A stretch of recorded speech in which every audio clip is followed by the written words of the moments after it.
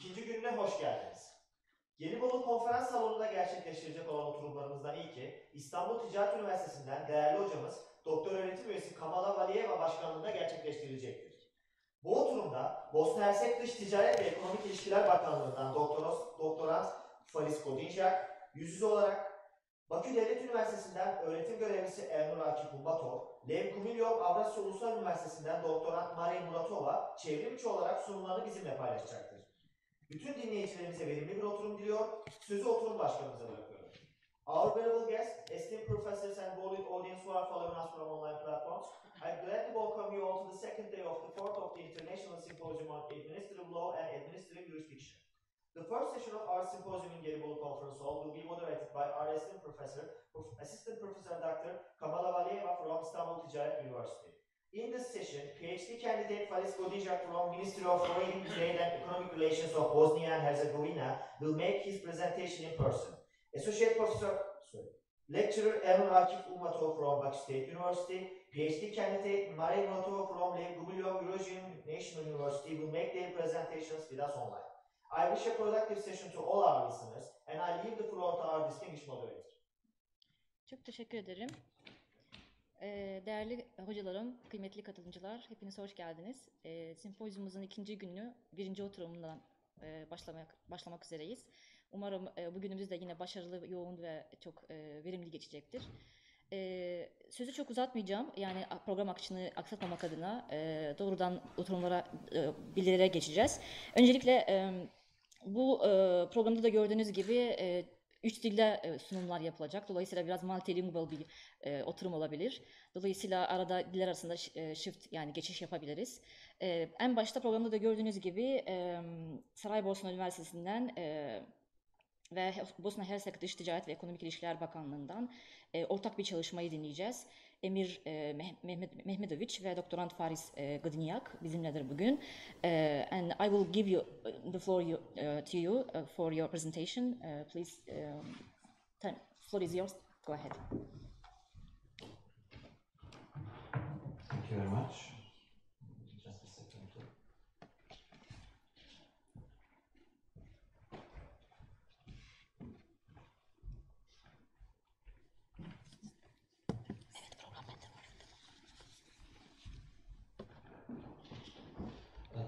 Dear professors, dear participants, allow me to introduce myself. My name is Faris. I'm coming from Bosnia and Herzegovina, Sarajevo, working as the head of the department in the Ministry of Foreign Trade and Economic Relations in Bosnia and Herzegovina, dealing with administrative procedures, and currently waiting for my PhD defense regarding the digitalization and the e-government.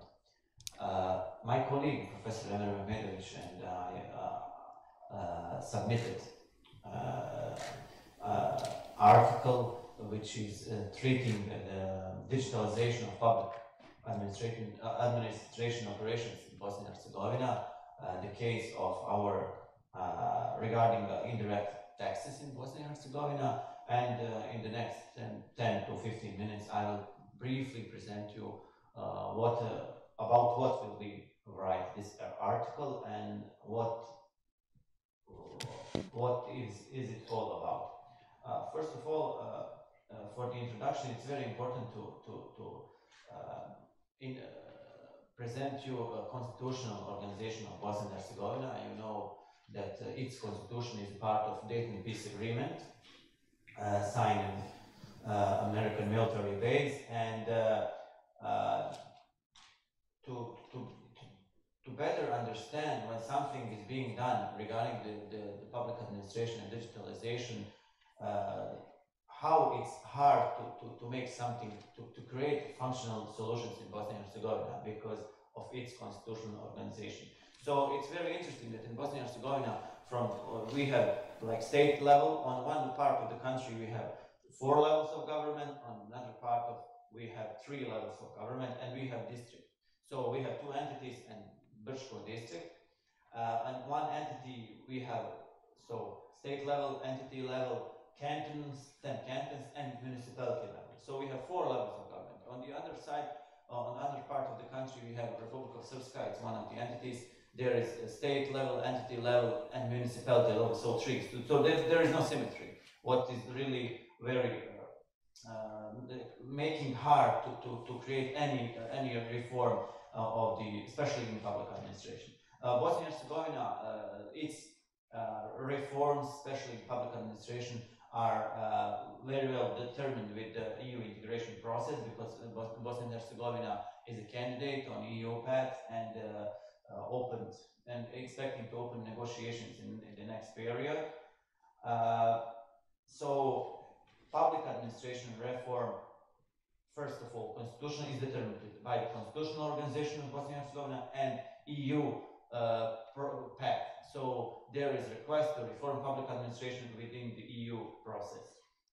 Regarding the EU government in Bosnia and Herzegovina, there are some, Bosnia and Herzegovina took some steps on that way, and as you can read, there is a framework. So you know, when you deal with the e-government reform, you have to, it's not only legal, so it's not only legal aspect, you have to have a strategy, you have to have infrastructure, and Bosnia and Herzegovina did something on that way. So there is a framework on the state level, but now you can see all the laws we have now that we are implementing. So 7 laws, 3 on the law on electronic signature and 4 on regarding the electronic document.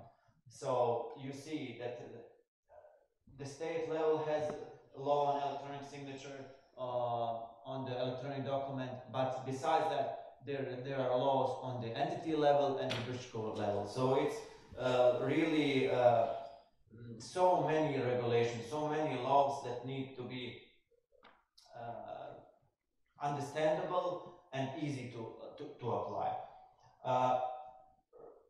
When measuring the government, you know, there are many indexes created by EU and the World Bank, and the most relevant, and for this time of 10 or 15 minutes, I just decided to present you Bosnia and Herzegovina and e-government indexes. Those indexes are created by the UN and its agencies. So you can see that 2003 year, Bosnia and Herzegovina was 115th place. It was like more than 20 years ago. And there was improvement. So Bosnia and Herzegovina was going, the Bosnia and Herzegovina path on this, and the rankings are not, they are sometimes, we are going up, sometimes going down. So there is no actually, like we say, okay, we did good job in this year, then there is a political dispute or some problems, then we go down. So currently, Bosnia and Herzegovina, it was the last index, last ranking that was published by the UN, 1906. It is not, we are not satisfied with that, and the reforms are going very slow. But there are improvements from the previous ranking. E-participation index, also created by the UN, we see that we are better ranked than EGDI, but still Bosnia and Herzegovina, if we bear in mind that there are 192 countries measured, we are, of course, we are in the first part, but we are definitely not satisfied with this position. Having in mind previously said, I will now tell you what is core of our article. What did we? What our research was focused on. It was actually one of the biggest, actually the biggest state-level institution. It is indirect taxation authority of Bosnia and Herzegovina, and its rules applied to state level, entity level, and it was founded 21 years ago, and it is responsible for enforcement of legal provisions and policy on direct taxation and the collection and allocation of indirect taxes revenue. For this authority has currently registered more than 55,000 of users. So for Bosnia and Herzegovina, that is really, it's not a small number, having in mind that we have 3.5 million of inhabitants. So this authority, having in mind our constitutional organization, and having in mind those laws on an electronic document and electronic signature, created one simple system that helped a lot to themselves, so the public servants in that institution, and helped a lot to companies. How? They created e-WAT system. They just created application and system and the platform, and there are two actually applications. One application is used by their public servants and in their daily work, and make them easier to collect all the requests from the business. And another application is used by the users and the companies. So companies can, when they submit the forms, the requests, they don't need to fill it in physical manner. So they don't need to, I don't know, you know, the public administration works from 4 to from 8 to 4, open, maybe accepting the requests in the particular time. But by creating this application, the business, the companies can submit their requests after working hours, during the night, so they are not binded with the working hours of the institution. So it's very easy for them to apply, to submit those requests when is most convenient to them. The second thing, of course, there was additional, the last paragraph, the submission of data from bookkeeping in electronic form was also made possible with that information system. So these small steps, and I will show you how does that function. So when you want to do this, you have to first register. There is like taxpayer portal. What is interesting that we have like 4 languages. In Bosnia and Herzegovina there are 3 official languages plus English language. So if the director or the authorized person is foreigner, it's easier for them to fill all the data. So it is, I will not now present, of course, in details, but the obligatory, it's ID number of the company, last name, first name, and director's number. It's personal number. When you register on this portal, now you have to log in, and after you fill username, password, then you can use all the opportunities and all the functions of that system. What was our result and conclusions? Having in mind that e-government rankings on the indexes of Bosnia and Herzegovina, having in mind the very complicated legal system, we can say that this biggest state institution create very simple application, 2 applications, and make easier business and make business life for themselves and for the companies. So now, in this way, it was a win-win situation. So now procedures are accelerated, facilitated, and made cheaper. Plus, the control activities from the public servants are also facilitated and accelerated. So we wanted to show how small steps can make life easier for the public administration and the customers. As you know, the customers are in focus of e-government reform and the reform of the public administration. So this will be in brief. Thank you very much for your attention. Of course, in detail, our results of our research will be presented in our article. So thank you very much for your attention, and thank you for everything you are doing for us here. Thank you, Mr. Faris Godunyak, for your brief outline of your research. Very well developed. Thank you very much, sharing for your kind of experience in digitalization on public administration in your country. Thank you very much. And also thank you for perfect timing, because it's very important for us to smoothly proceed with this session. And now I would like to proceed or continue with our next presenter, Mr. Elnur Akif from Baku State University. He's going to present us his work entitled The Problem of Nomophobia, Neslephobia and FOMO in Digital Age and Their Solutions. Mr. Elnur Akif Humbatov, please, the floor is yours. Go ahead. Hi, I welcome everyone. Do you hear me? Yes, we can hear you. Okay. First of all, I wish you good luck for your symposium.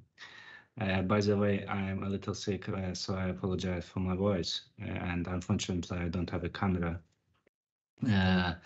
And let me introduce myself. As you know, my name is Elnur Humbatov, Baku State University, lecturer at the UNESCO Department of Human Rights and Information Law, PhD in Law.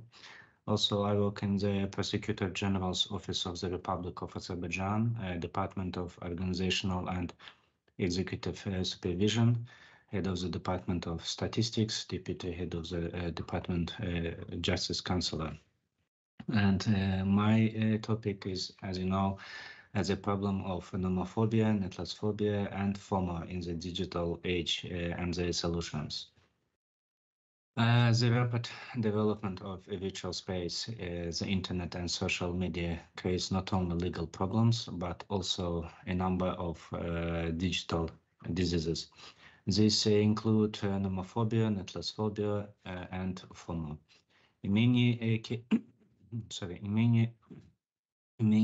many cases, existing legal regulations are not adequate to address problems such as nomophobia, netlesphobia, and FOMO caused by the internet and social media.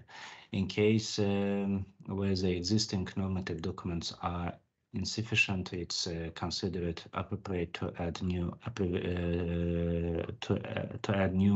provisions that complement each other, and it is not possible to make independent legal regulation.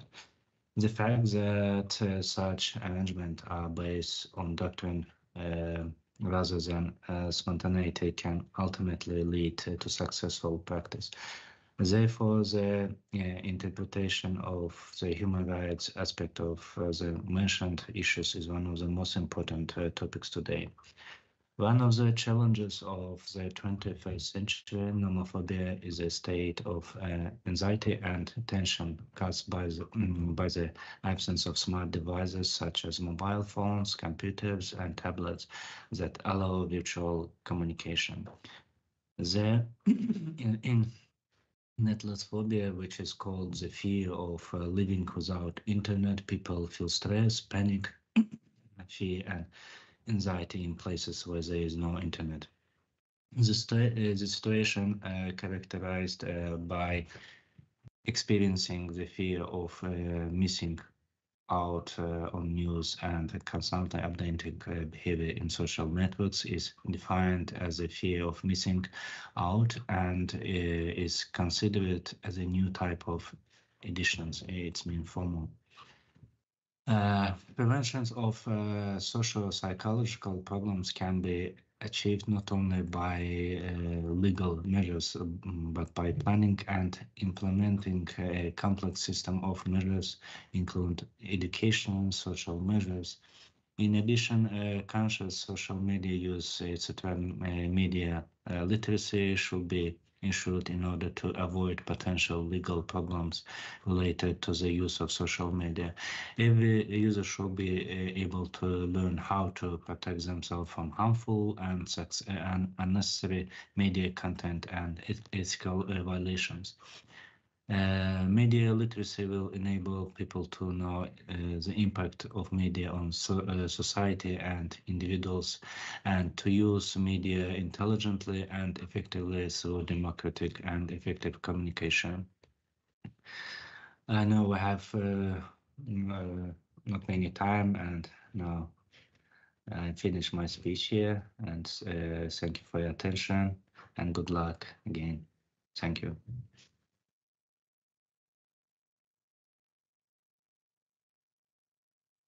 Quite brief outline. And now we will continue with the PhD student Merey Muratova. According to the program, she's going to present her paper on in Turkish. So Merey, bizi duyuyorsanız buyurunuz, söz sizde. Tamam.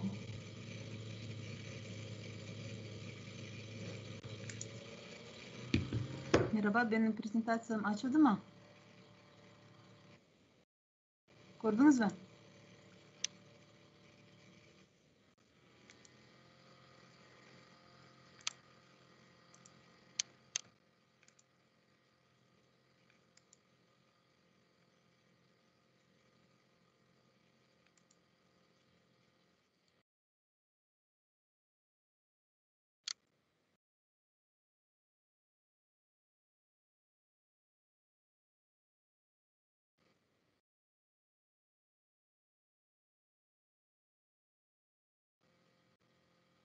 Açılmadı ya yani. Tamam. İyi günler Sayın Rektör, Sayın Konferans katılımcıları. Bu konferansa hepinizi ayrılmaktan mutluluk duyuyorum ve hepinize başarılar diliyorum. Bugünkü konferans dijitalleşme konularına adanmıştır. Bu nedenle ben Kazakistan'dan dijital parlamentosundaki deneyimlerimi her vatandaşların yaşa imkanları ve hakları nedeniyle parlamentoya nasıl başvurma hakkına sahip olduğunu paylaşmak istiyorum. Benim makalem Kazakistan'dan vatandaşları parlamentosundaki arasındaki etkileşimi güçlendirmek demokratik süreçte dijital teknolojilerin rolü. Benim Türkçem az ama konuşuyorum. Günümüz bilgi toplumunda yaşama süresinin sıfırlayıcını, açıklığını ve demokratik şartları uyumunda sağlamada vatandaşlar ve parlament arasındaki etkileşim önemlidir. Bu bağlamda dijital teknolojiler bilgi erişim kolaylığını, vatandaşların karar alma süresine katılımı ve yaşa koyucuların faaliyetlerinin incelenmesini sağlayarak kilit bir rol oynamaktadır. Vatandaşlar ile parlamento arasındaki etkileşimi güçlendirmenin ana mekanizmalarından biri vatandaşların yaşama süresine katılımını sağlayan elektronik platformudur. Bu platformda internet kaynakları ve dijital uygulamaları kullanarak vatandaşlar çeşitli görüşlerini ifade edebilir. Yorum ve önerilerinde bulunabilir ve toplum için önemli olan konuların tartışılmasına katılabilir. Bu nüfusun geniş kesimlerin görüş ve çıkarlarını dikkate alarak kanun yapımının kalitesini iyileştirmesine katkıda bulunuyor. Ayrıca dijital teknolojilerin kullanması parlamentin vatandaşların faaliyetleri hakkında bilgi erişmenin genişlemesine olanak tanır. Resmi web saytları, bültenler, sosyal saytlar, toplantılar ve parlamento tarafından alınan ve kararlar sonuçları hakkında bilgi verir ve yaşama organın çalışmalarına daha fazla açık ve şeffaf olmasına katkıda bulunur. Böylece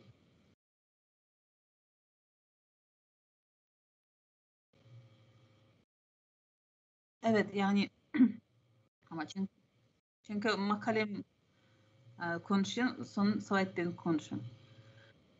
Böylece vatandaşlar ile parlament arasındaki etkileşim dijital teknolojilerin kullanmasına daha aktif ve etkili hale geliyor.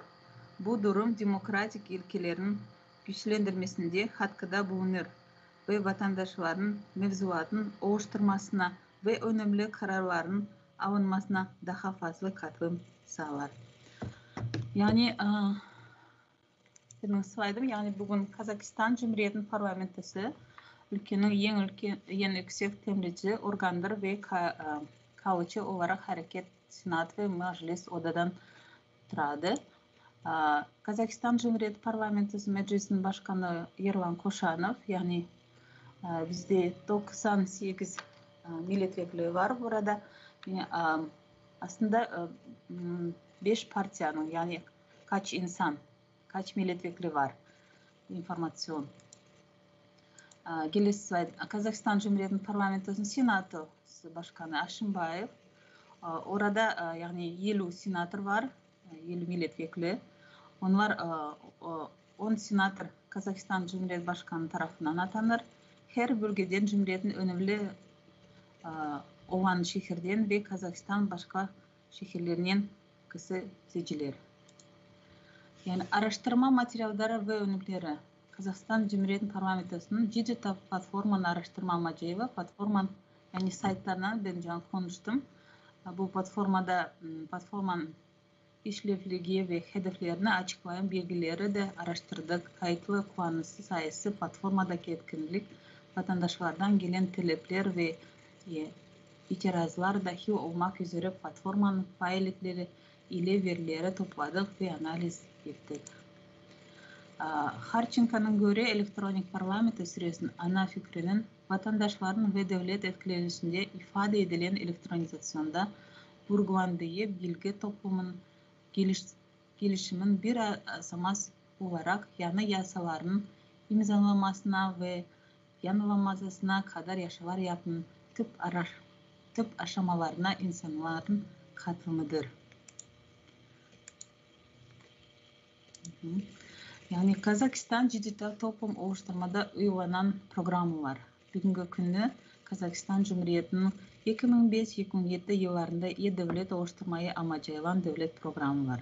2007-2009 bilgi eşitliklerini azaltılma programı dijital Kazakistan ayrıca inovasyon teşvik edilmesi, dijitalleşmenin geliştirilmesi, bilgi güvenliği ve eğitim teşvik edilmesi konularında Kazakistan Cumhuriyeti'nin bazı mevzuatlarında değişiklik ve eklemelerin yapılmasına ilişkin kanun, Kazakistan Cumhuriyeti kişisel verilerin korunmasına ilişkin kanunu, Kazakistan Cumhuriyeti ciddi imza hakkında konunu, ciddi ekonomik uygulanmasında ilişkin kanunu 2023-2029 yılları için dijital dönüşün bilgi ve iletişim teknolojisi ve güvenlik endüstrinin gelişimi ilgi programı. Kazakistan Cumhuriyeti'nin elektronik parlamentosu. Kazakistan Cumhuriyeti Parlamentosu'nda uzun süredir açık elektronik oylama kullanıyor. Bu da oyların açıklama ve şeffaflığına yol açıyor. Ayrıca konuşmalar için söz elektronik panoda katı bir sırasına göre verilmektedir. Parlament Meclisi'nin gene kurul oturumları, kısaltmaları ve video kayıtları alınır. Açık toplamadan transkriptleri internet kaynağında yayınlanır. Yaşatışmayı kayıt ve elektronik ortamda gerekli ekleri birlikte Kazak ve Rus dillerinde parlamentoya sunulur.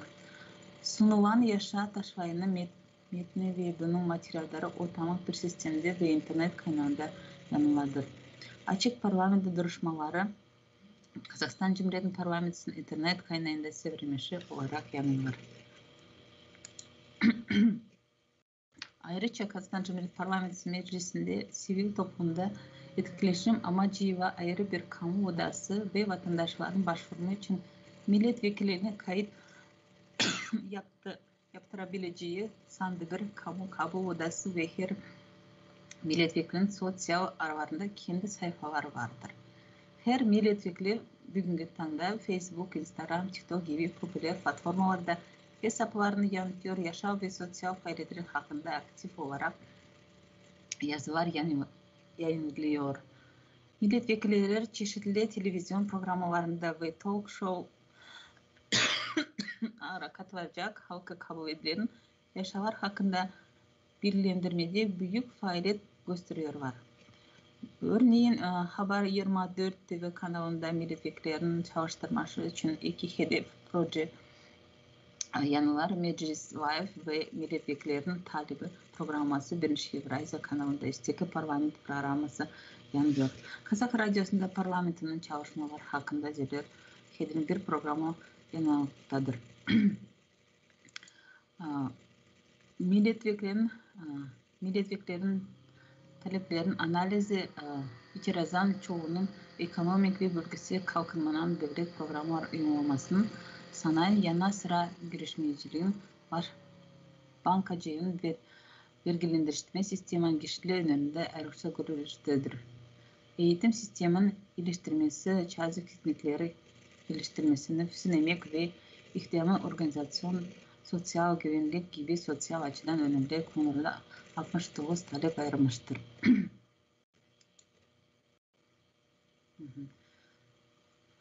Yani aynı zamanda mecliste çalışmalar hakkında operasyonlar, yani bugünkü tanda onlar yani Facebook'ta 60.003 kişi, TikTok'ta 44.500 kişi, Twitter'da 27.809 kişi.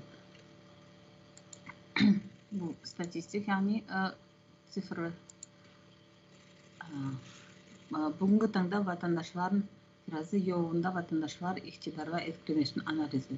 Daha önce 2023'ten önce Kazakistan Cumhuriyeti'nin parlamentinde hem elektronik hem dahi fazla olarak çeşitli şekillerinde başvuruldu. Yani insanlar e-posta, yazılı iletişim milletvekilinde e-postası karşı olarak yazılı itirazda bulunma, partinin hakkı açık hava odasında Kazakistan milletvekilinin hakkı açık hava odasında Kazakistan Cumhuriyeti'nin parlamentosuna giden tüm itirazlardan taranması gerekiyordu ve birçok zaman alıyordu. Bazı itirazlar misali 100 sayfadan fazladır ulaşırdı. Bugünkü tanda bizde SEDO programı açıldı, kaydedilmesi gerek çıktı. Bilgileri arşivi kağıt olduğu için bu çok zaman ve kayıt maliyet gerekiyordu. Bu bugünkü tanda takırıplar yani bu 2023 yılı statistik yılından başlap e-ötünüş sistemasi kuruldu. Yeni sistema. Bu sistema elektronik sıfırlı sistem. Yani insanlar için bu sistema çok iyi oldu. Yani bu kabul ettiği doyar ve taleplerin farklı terkleri, ekonomik reform, sosyal adalet ve kanun düzen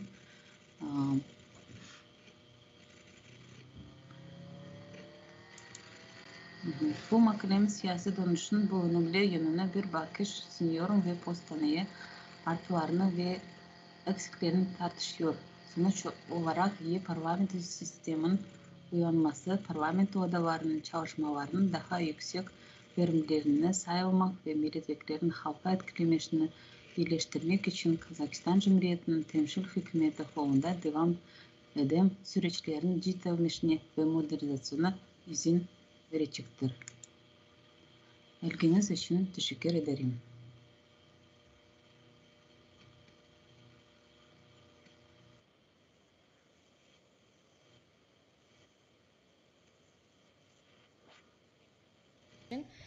Çok değerli bir katkı oldu. Şimdi genel olarak konular birbiriyle bağlantılıdır. Yani hepsi tek başına kendi çapında değerli konulardır. Hepimiz çok yararlandık. Çok teşekkür ederiz. Biraz zamanımız da var. Aslında soru da alabiliriz. Auditorium'a birazcık geçebiliriz. Yani soru sormak isteyen hocalarımız, katılımcılarımız olursa kısa bir Q&A yapabiliriz. For you, Faris, let me briefly explain. So we have now quick session for questions and answers. If we have questions from the audience, please you can take the microphone and ask questions if you like.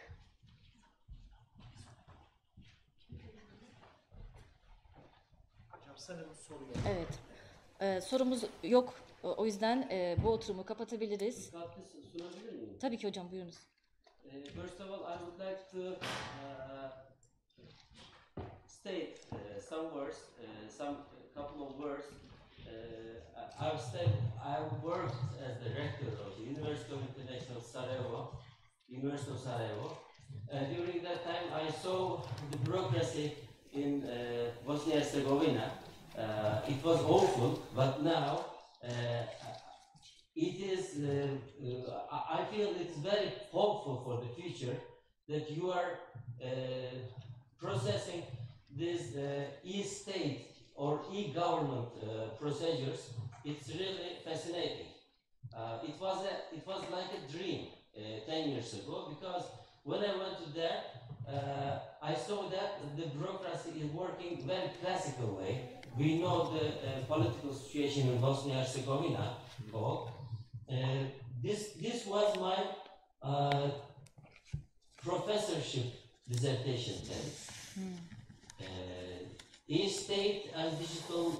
public services.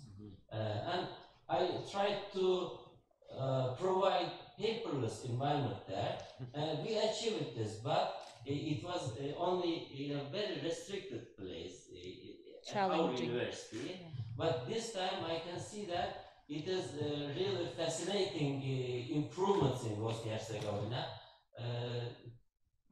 Thank you very much for this contribution for your paper. And for the Kazakhstan, I would like to say the same things. I worked there also, but it was very long time ago, 25 years ago.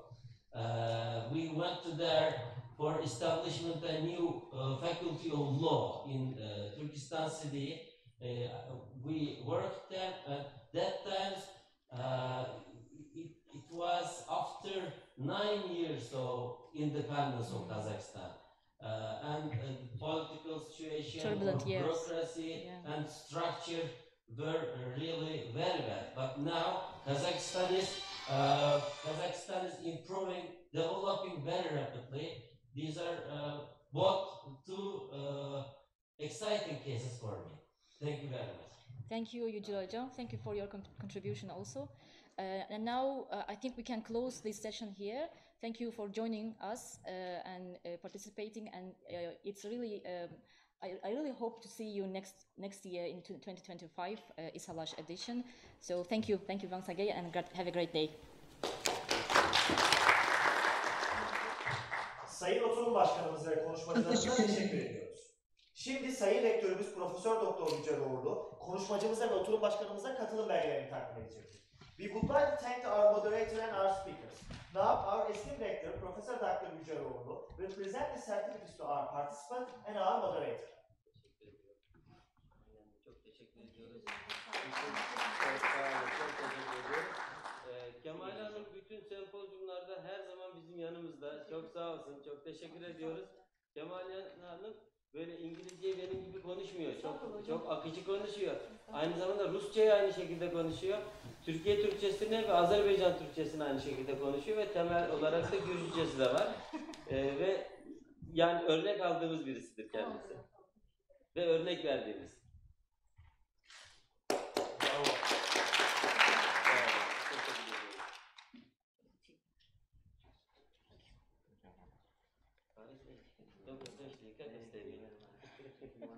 And I hope this is just the beginning of our cooperation. Of course. And our always welcome. Yes, just beginning. And I hope that you will come again. Inshallah. Okay, inshallah, I'm planning to come. Yes, you're always welcome. We will go on this. Just a moment.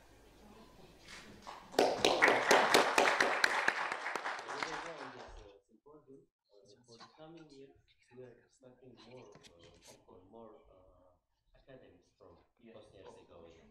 Thank you. Thank you very much. You're welcome. Hocam toplu bir... Tamam.